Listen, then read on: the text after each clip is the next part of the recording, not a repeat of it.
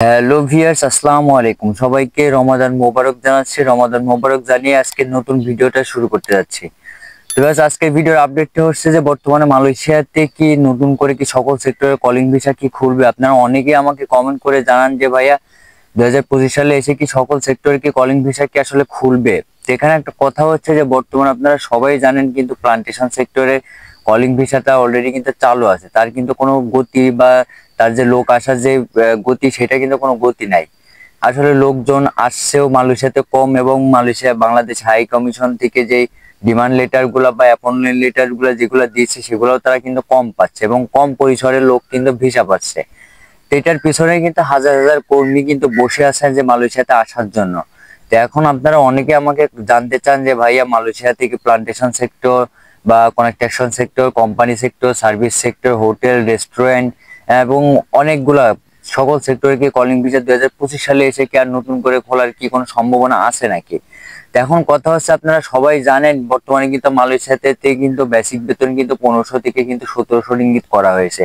আর এই 1700 রিঙ্গিত করার কারণে কিন্তু আসলে মালয়েশিয়াতে বর্তমানে সকল কোম্পানিতে কিন্তু কাজের চাহিদা বা লোক নেওয়ার চাহিদা কিন্তু আসলে খুবই কম। আপনি কোম্পানি বলেন, কনস্ট্রাকশন সাইট বলেন, আর যেই সকল সাইডই বলেন, সকল সেক্টরে কিন্তু কাজ কামের কিন্তু গতি আসলে খুবই কম।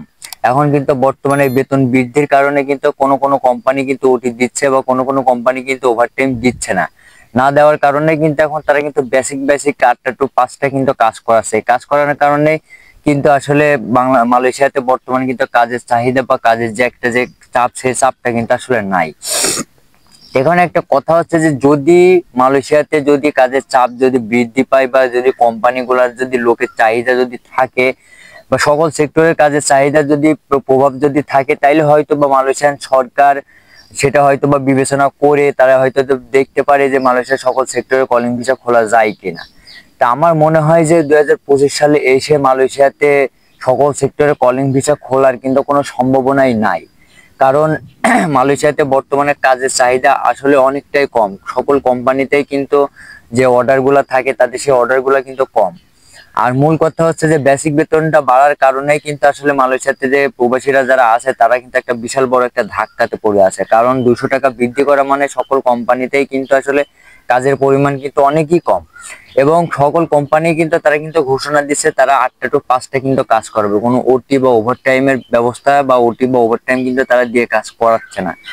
তো এখান থেকে আসলে এটাই বোঝা যায় যে 2025 সালে এসে মালয়েশিয়াতে কিন্তু নতুন করে সকল সেক্টরে কলিং ভিসা কিন্তু খুলবে না। তো আপনারা অনেকে আমাকে কমেন্ট করে জানতে চান যে ভাইয়া সকল সেক্টরে কলিং ভিসা খুলবে নাকি, বা আপনারা অনেকে অধীর আগ্রহে বসে আছেন যে মালয়েশিয়াতে সকল সেক্টরে কলিং ভিসা খুললে আপনারা পাসপোর্ট বই জমা দিবেন।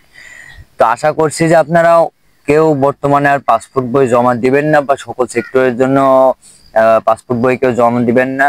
2025 সালে এসে কিন্তু সকল সেক্টরে কলিং ভিসা কিন্তু খুলবে না। যেটা আছে প্লান্টেশন সেক্টর, সেটার কিন্তু অনেকই কাজের কিন্তু ধীর গতি। লোক আসছে আসছে আসছে এইভাবে কিন্তু মেডিকেল হচ্ছে, মেডিকেল মেয়াদ শেষ হয়ে যাচ্ছে, তাও কিন্তু ভিসা বা অ্যাটাস্টেশন কিন্তু তাদের হচ্ছে না। এখান থেকে এটাই বোঝা যায় যে 2025 সালে এসে আর নতুন করে প্লান্টেশন সেক্টর বা সকল সেক্টরে কলিং ভিসা কিন্তু খুলবে না।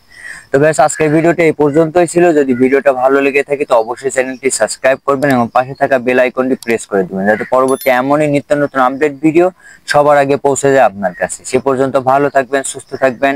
আসসালামু আলাইকুম।